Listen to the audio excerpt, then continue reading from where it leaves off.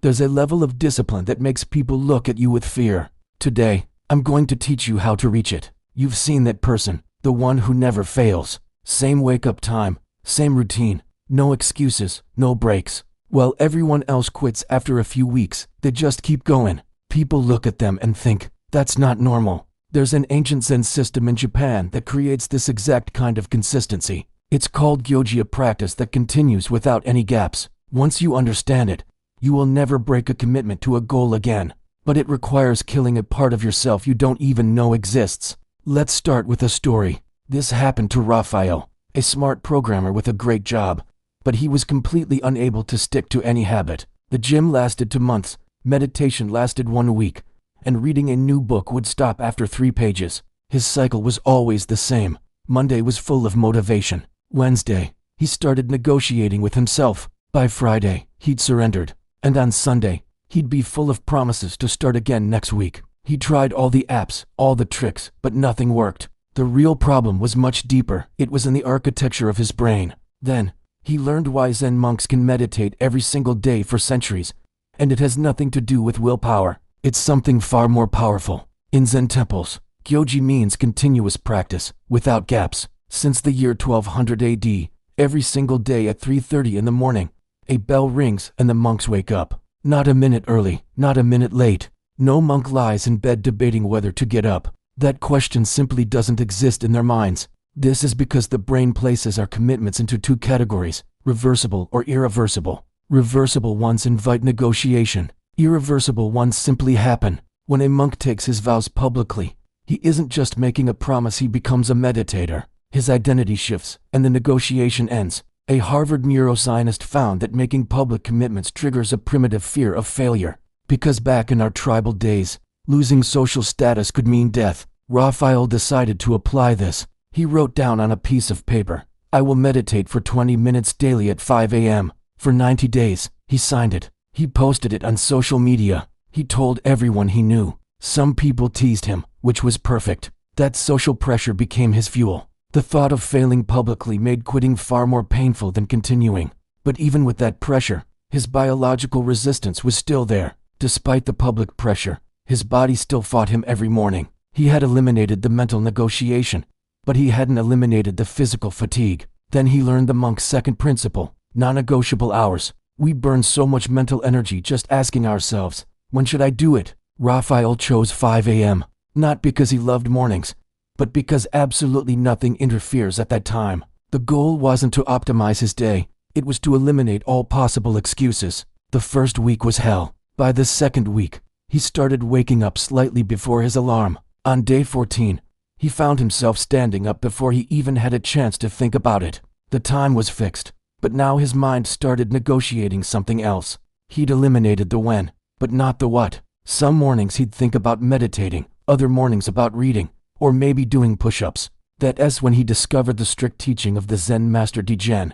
Practice the identical form daily until the mind stops resisting. Variety feels fun, but it destroys consistency. Every choice, this workout or that one, this book or that one, opens up a space for negotiation. So, Raphael locked everything down. 20 push-ups, 10 minutes of meditation, 10 minutes of reading. The same order, the same duration, every single day. This was his personal ango, a 90-day period of identical practice.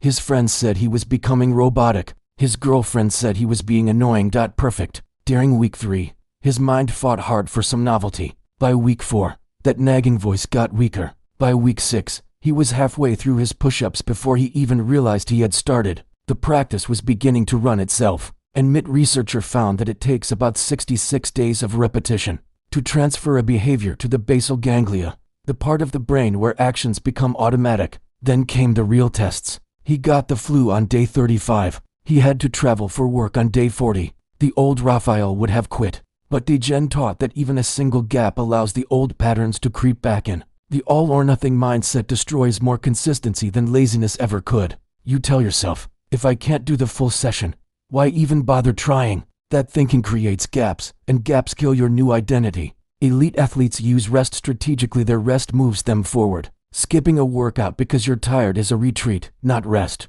On his travel day, Raphael was at the airport at 4 a.m. and had meetings all day. There was no gym available, So he did his push-ups in an airport bathroom. He meditated in the back of an Uber. He read on the plane. It was messy, but it was continuous. That is Gyoji, a practice that continues by itself. People started to notice his change. They'd say, "You're getting obsessive," or "That's not healthy." That's when you know you're finally surpassing what's normal. Normal people get normal results. You're aiming to become unbreakable. But the hardest threats are the unexpected obstacles, the ones you aren't prepared for. Children get sick. Cars break down. Bosses keep you late. These things kill consistency because they force you to make decisions under stress.